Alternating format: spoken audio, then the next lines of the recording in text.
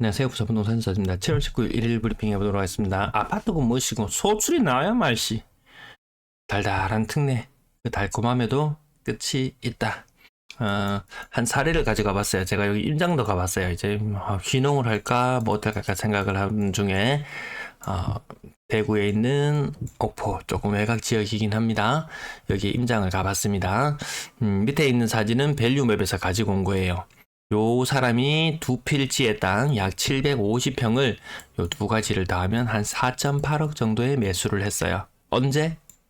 2008년이니까 15년 전입니다. 15년 전에 4.8억을 투자했어요. 이 땅에서 소출이 거의 나오지 않아요. 이게 시간이 지나면서 여기 뭐 계획도로가 되어 있는 부분이 실제 도로가 개설된다든지 뭐 이랬다면은 투자 수익을 거둘 수 있었겠지만 얼마에 거래됐나요? 낙찰 7월 18일자 어제 날짜로 3.1억에 낙찰이 되었어요. 15년 동안 여기에 1.7억이 날아갔어요. 놈들은 이때 당시에 2008년도 당시에 아파트에 한 5억 투자했으면은 어딘가요? 뭐 삼익빛이나 이런 아파트 5억 투자했으면 한 15억 막 이렇게 됐을 거예요. 근데 여기는 4.8억을 투자했는데 3.1억 밖에 되지 않았어요. 이 투자의 이 유행이나 흐름들 이거 잘못 따라가면은 잘못된 길로 투자하면은 정말 재미없을 수도 있겠더라. 그럼 이 사람이 1.7억만 손해보고 끝났느냐? 아니에요. 여기 2016년경에 대출을 받았습니다. 4억 2천. 한 3.8억 정도, 3.5억 정도 아마 대출 받았겠죠?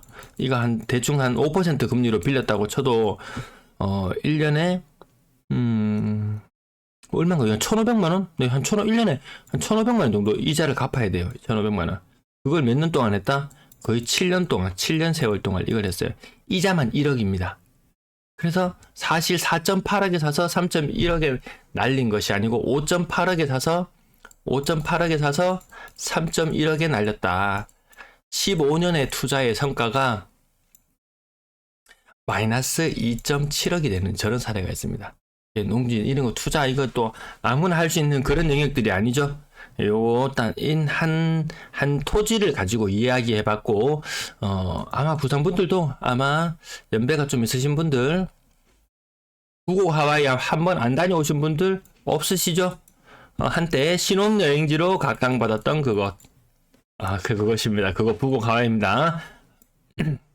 니나가라 하와이 그 하와이 아니고 이 북구 하와이 여기가 한때 강남보다 더 비쌌어요.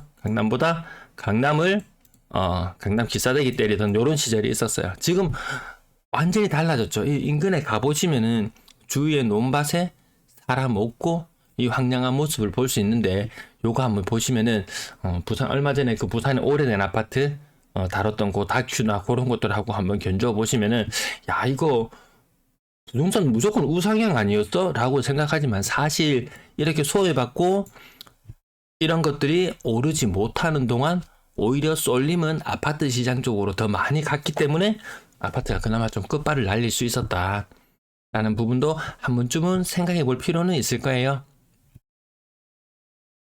그래서 투자도 좀 남들 말을 듣고 뭐 몰려다니고 했던 그런 사람들 별로 재미없을 거예요.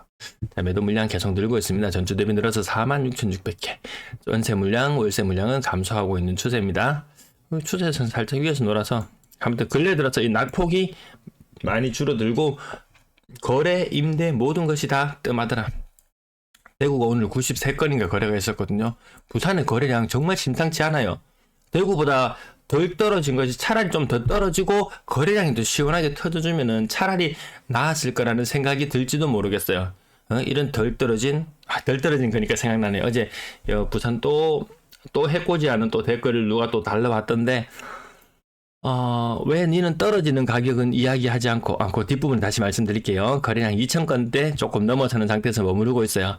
이 특례 효과가 줄어들면서 이 거래량이 감소하죠. 지금 금리가 좀 애매한 것이 신규 주담대는 싸죠. 특례도 싸다고 할 수 있나요? 거의 신규도 이제 4% 거의 넘어가거든요. 특례도 4% 신규 주담대 특례. 이거를 저울질하던 시기가 있었는데 이게 거의 유사해져 있어요. 그러면 얘를 버리고 특례를 선택할 확률이 높아지겠죠. 왜? 특례 나름의 이점이 있습니다. 중도 상환 수수료 이런 것도 없고 좀 더 편한 점이 있거든요. 그것이 더 빨리 소진될지도 모르겠다.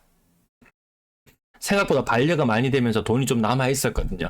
어쨌든 그것이 소진되고 나면 끝이다. 어쨌든 요거 지금 1년 기간 동안 요 돈을 푼다고 했기 때문에 그 이유는 또 다음에 생각, 총선을 앞두고 또 다른 이벤트가 생길지도 모르겠어요. 내년 언제 5월이 총선인가요? 내년 5월이 총선인가요? 그때 되면 또다시 올해 초와 같은 요런 이벤트가 또 있을지도 모르겠어요. 근데 가격이 많이 올라버린 상태면 누가 거기 쉽게 접근하겠습니까? 지난달과 견주어 봤을 때 딱히 뭐 거래량이 는다는 느낌 안 들죠. 일별 거래량을 체크해봐도 1일 평균 거래량이 조금 부족합니다. 지난달보다 줄어드는 추세에 있습니다. 거래량 줄어드는 추세. 이거 가지고 시비 터는 사람들도 많이 있었죠. 근데 뭐 현실로 나타나고 있으면 이제 와서 저를 다시 뭐 추켜 세울 겁니까? 절 추앙할 겁니까? 그럴 필요도 없어요. 너무 이런 의견 저런 의견 있다 요 정도로 봐주시면 되겠습니다. 네. 그 맞추는 사람 누가 있던가요? 전문가라고 떠벌리고 다니고 있던 사람들 중에서 그 맞추는 사람 얼마나 있던가요? 야, 니 이거 가격 변화 없는 거 올랐는 거 왜 이야기 안 하는데 하시면은 이거 연식이나 평형이나 관련해서 제가 이 이야기는 아마 한 100번 그 이상 말씀드렸던 것 같아요. 가끔 뜨내기가 와가지고 야, 니는 많이 떨어졌는 거는 얘는 30% 떨어졌다고 이야기하면서 얘는 30% 떨어졌어요. 얘가 디오션 30% 고점 대비 떨어져 있고요. 그러다가 요런 거 보이죠? 요 보합권에 있는 거 얘들은 왜 이야기 안 해주는데 라고 이렇게 어제 거기 또 시비를 탈러왔어요. 그럼 궁금하면 네가 알아보세요. 네가 알아보세요.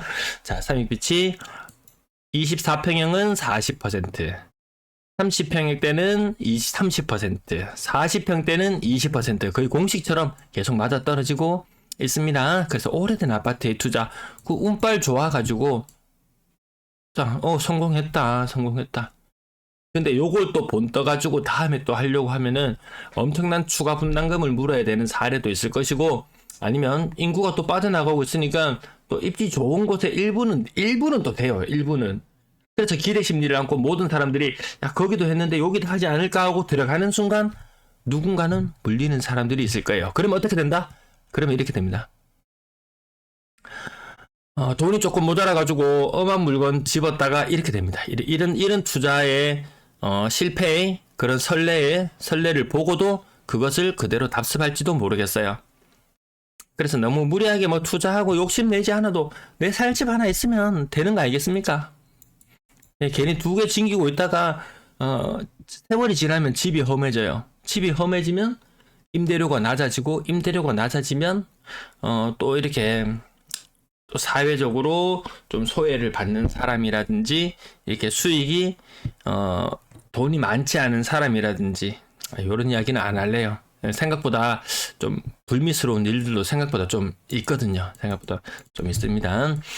그래서 이런 얘기는 안 할래요. 네, 28% 정도, 20% 정도 떨어지는 것도 있고, 요거 얼마 안 떨어졌다고 또 요거 와가지고 또 이야기하면 또 곤란합니다. 곤란해요. 이런 거래 공백들, 오래된 아파트, 한 30년 된 아파트, 뭐 32평형, 나중에 재개발 재건축 관련되어 있는데 거래는 없었다가 지금 거래가 됐다든지, 뭐 직거래일 수도 있고 온갖 사례가 다 있는데 띄우기 좋아하는 사람 알아서 또 사연 만들어서 띄워주시면 될 것 같아요. 연산더샵 34평형 30% 정도 빠졌고요. 15% 여기 조금밖에 안 빠졌어. 그 사유 또 찾아가면 또 뻔하잖아요. 2021년 아파트 30% 정도 빠진 모습. 아직 2차 상용례가 45평형도 30%, 20%, 30%, 25%. 오늘은 3이라는 숫자, 어제는 2라는 숫자 많이 띄었는데 오늘은 또 3이라는 숫자가 많이 눈에 띄죠. 20%, 25%, 25%. 네, 아파트 이름 이야기하지 않아도 요런 가격대 3, 4억대. 대구에 평당 1,000만원짜리 아파트 시내나 많아요. 조금만 대구 시내에서 조금만 외곽으로 가도 평당 1,000만원, 거의 신축에 가까운 준신축의 아파트가 평당 1,000만원 하는 것도 생각보다 많거든요. 뭐 직장만 옳다면은, 야, 그나마 이 정주 여건은 비교적 괜찮습니다. 대구와 부산 똑같은 도로를 달려봐도 대구 편안하잖아요. 도로만 놓고 보면. 네. 1편에서당 4, 2차 25%, 한 28% 요게 전형적인 하락률 모습을 보여주고 있습니다. 20%. 그래서 이 띄엄띄엄 큰 폭으로 하락하는 거래는 나올 수밖에 없다. 왜? 매수 우위 시장이니까. 매수 우위 시장 맞습니다. 여전히 유효합니다. 또 3억 이 아래쪽을 아파트, 또 오래된 아파트, 층수 높은 아파트들 또 되짚어 보면은 하락률 생각보다 막 30%씩 나오고, 야, 높았을 때 비해서 엄청 싸게 잘 샀다고 생각할지도 모르겠네요. 그건 또 시간이 답을 이야기해 줄 것 같습니다. 생각보다 좀 낮은 가격대고 어디건 간에 무너지는 고리들이 하나둘씩 나오기 시작했다. 거래가 지금 줄어들고 정체되고 특례가 소진되고 연말이 되면서 갑자기 거래량이 더 많이 줄어들게 된다면 급하게 파는 사람은 또 더 나올 수밖에 없다. 3,000건 이하 빙하기 한번 뚫어보지도 못합니다. 또 뚫어보지도 못하고 이대로 시름시름 다시 거래량이 줄어드는 형태로 가고 있습니다. 고가의 아파트들 많이 거래되고 있는 것 같지만 그냥 이걸로 끝이네요. 네, 다시 400건 밑으로. 아무튼 300건 이상 맞아요. 300건 이상은 맞아서 아주 고무적으로 치고 올라갔지만 이거 아닐 것 같더라. 아닌 것이 지금 여실히 증명되고 있습니다. 300건 이하, 예전에 300건 돌파할 때마다 큰 상승들이 있었거든요. 그리고 이번에도 제가 300건 돌파할 때 이런 거 좀 강조해가지고 이야기해봐라. 이거 분명히 좋은 소식 맞잖아. 맞을 수도 있죠. 아닐 수도 있죠. 그래서 저도 딱 정해놓고 이야기하지 않습니다. 여러분에게 스스로 해석할 수 있는 그 방법은 열어둡니다. 분양권 5건 중에 한 건이 있었고요. 전세거래 95건. 전세거래도 전달과 견주어 봤을 때 적죠. 근데 요게 더 적어요. 요게 더 적습니다.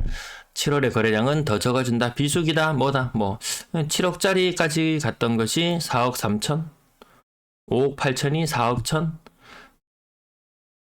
5억 3천까지 갔던 전세가 2억 8천. 5억까지 갔던 전세가 2억 8천. 이 생각보다 전세 가격 많이 빠지는 거, 고점에 가장 큰 여파 이제 다가오고 있죠. 그리고 나서도 한참이나 대구는 지금 거의 정점. 지금 정점. 한창 때 전세 가격 대비 평균 전세 가격이요. 이 폭이 부산은 지금 2천만 원 수준이거든요. 대구는 지금 이게 7천이에요. 7천만 원 수준으로 2년 전의 전세 가격, 그러니까 지금 전세 가격 굉장히 많이 벌어져 있는데 대구는 그게 더 벌어질 여지가 남아 있어요. 부산은 상대적으로 이게 폭이 작아 보이는 것은 이 전세 평균적으로 일어나는 거래 중에서 한 10건 중에 한 건은 임대 아파트 거래일 거예요. 그런 부분들 때문에 평균이 조금 차트상에서 조금 달라 보이는 부분이 있지만 아무튼 부산도 이 전세 마찬가지거든요. 이 가격 변하는 모습 보면은 4억 3천짜리가 2억 2천이 되고 3억 5천짜리가 2억 3천, 4억 5천짜리가 2억 4천 이런 현상들이 대구와 별반 다르지 않아요. 이 차트만 보게 되면 부산이 굉장히 안정적으로 보일 수 있어요. 여기는 임대가 엄청 많아요. 대구는 그거 없거든요. 거의 없어요. 이 엄청난 임대 때문에 이 수치가 굉장히 좀 혼선을 주긴 하지만 아마 대구와 비슷한 충격 부산도 다가올 거예요. 그리고 부산은 대구가 전세 가격이 먼저 떨어졌음에도 불구하고 뒤늦게까지 전세 가격 굉장히 비싼 전세 가격을 주고 들어가더라. 사람들이 금리가 무진장 올라가지고 대출금리 갖기에 딱 봐도 부담스러워 보이거든요. 근데 그때 제가 뭐라 그랬던가요? 기마이 좋다고, 기마이 부린다고, 기분 내기 좋아한다, 돈 쓰기 좋아한다, 호기롭다, 이런 얘기 말씀드렸을 거예요. 대구보다 더 장기간 지속되었었거든요. 그 여파 무시하지는 마시고 한번 쭉쭉 지켜보실 필요는 있을 거예요. 여기 살펴보시면 4억 이상 전세 거래 비중도 전세자금 대출 금리가 조금 빠졌을 때 이렇게 살짝 꼬리를 들고 살짝 바닥을 찍었다 올라가는 듯 하지만 시중금리 다시 올라가고 있거든요. 이 비중 다시 줄어들 수밖에 없어요. 높은 전세 살아줄 사람 없어요. 높았던 아파트 가격 누가 지탱해 주나요? 준비한 내용 여기까지입니다. 시청 감사합니다.